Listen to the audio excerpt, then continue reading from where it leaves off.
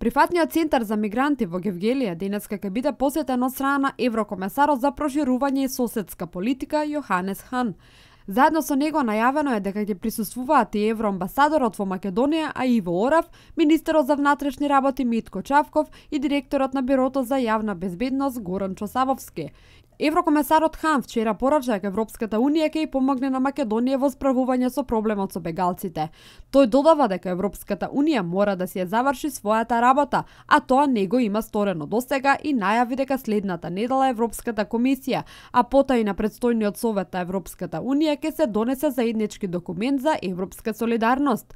Македонија го продолжи рокот за постојање кризна состојба на јужната граница до 15 јуни 2016 година поради зголемениот обем на мигранти. За оваа одлука во Македонското собрание гласаа вкупно 82 пратеника.